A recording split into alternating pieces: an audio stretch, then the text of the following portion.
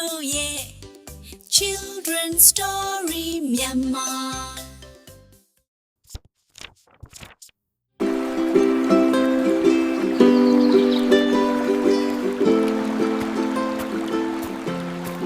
တနေ့၌တစ်ခုတ်သမားတယောက်သည်မြေကမ်းနားတွင်တစ်ပင်တစ်ပင်ကိုပစိန်ဖြစ်ခုန်လဲနေစဉ်ပစိန်သည်လက်မှလွတ်၍မြစ်ထဲသို့ကျသွားလေ၏တစ်ခုတ်သမားသည်ပစိန်ကိုပြန်ရနိုင်ရန်အမျိုးမျိုးကြိုးစားတော်လဲမရနိုင်ပဲဖြစ်နေလေသည်နောက်ဆုံး၌တစ်ခုတ်သမားသည်ကမ်းနားပါပေါ်တွင်ထိုင်၍ငိုနေလေ၏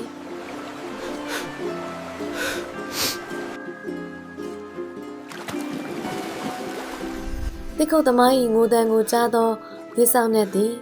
အသည့်ယောက်ျားအဘဲကြောင့်ငိုသည်နည်းဟုမေးလေ၏တစ်ခုတ်သမားကကျွန်ုပ်၏ပစိန်သည်ရေထဲသို့ကျသွားသောကြောင့်ငိုနေရခြင်းဖြစ်ပါသည်ဟုပြန်ပြောလေ၏မြေဆောင်နှင့်သည်မြစ်ထဲမှရွှေပစိန်ကိုယူ၍တစ်ခုတ်သမားအားပြလျက်တင်ပြောင်းဆုံးသောပစိန်သည်ဤပစိန်လောဟုမေးလေ၏တစ်ခုတ်သမားကဤပစိန်သည်ကျွန်ုပ်ပျောက်ဆုံးသွားသောပစိန်မဟုတ်ပါဟုပြန်ပြောလေ၏မြစ်ဆောင်နဲ့လည်းတစ်ဖက်မြစ်ထဲမှငွေပစိန်ကိုယူပြီးလျင်ရှင်းဤတူစွာမေးပြန်လေ၏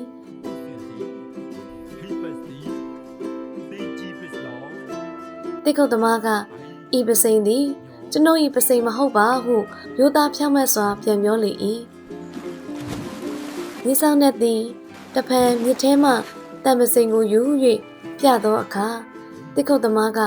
ကျွန်ုပ်ပျောက်ဆုံးသောပစိန်မှာဤပစိန်ဖြစ်ပါသည်ဟုအာရဝန္တာစွာပြောလေ၏မြစ်ဆောင်နဲ့သည်မျိုးသားဖြောင့်မတ်ခြင်းကိုအလိုနှစ်သက်၍ရွှေပစိန်ငွေပစိန်နှင့်တံပစိန်တို့ကိုတစ်ခုတ်သမားအားပေးလိုက်လေတော့၏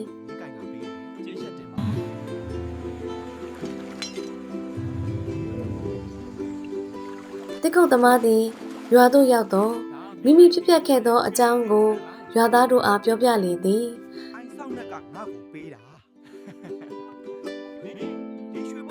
ရွာသားတဦးသည်တစ်ခုတ်သမား၏စကားကိုမှတ်သား၍မြစ်ကမ်းနားသို့သွားလေသည်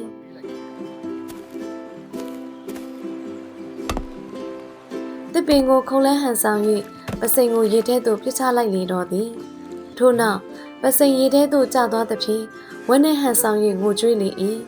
ထိုရွာသားငိုကြွေးသံကိုကြားလျင်မြေဆောင်နှင့်သည်ပေါ်လာ၍ရှင်းဤတူစွာမေးပြန်လေ၏ရွာသားသည်မိမိပစိန်ရေထဲကျသွား၍ငိုကြွေးကြောင်းပြောပြလေ၏မြေဆောင်နှင့်သည်မြစ်ထဲမှရွှေပစိန်ကိုယူပြီး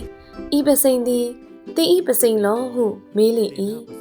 ရွှေပစိန်ကိုမြင်လျင်ထိုရွာသားသည်အရှင်နမင်းဤပစိန်သည်ကျွန်ုပ်ဤပစိန်ပင်ဖြစ်ပါသည်ဟုလိန်လေပြောဆိုလေသည်လိန်လေပြောခြင်းကိုမနှစ်သက်သဖြင့်မြစ်ဆောင်နှင့်သည်ရွှေပစိန်ကိုကင်လျက်ကွယ်ပြောက်သွားလေတော့သည်ရွာသားမှာရွှေပစိန်ကိုလည်းမရအင်္ဂပါလာသောတံပစိန်ကိုလည်းဆုံးရှုံးရလေသည်ကဲဒီပုံမြင်လေးမှာတော့ယူသားမှုဟာအမြဲတမ်းဆုလက်ရစေတတ်တယ်လို့လူတွေဟာဘယ်အခြေအနေမဆိုရိုးသားမှုကိုထိမ့်သိမ်းထားရမယ်ဆိုတဲ့သင်ခန်းစာလေးကိုဒီပုံမြင်လေးကနေတဆင့်ကလေးတို့သိရှိသွားလိမ့်မယ်လို့မျှော်လင့်ပါတယ်ကွယ်ပုံမြင်လေးကတော့ဒါပါပဲကွယ်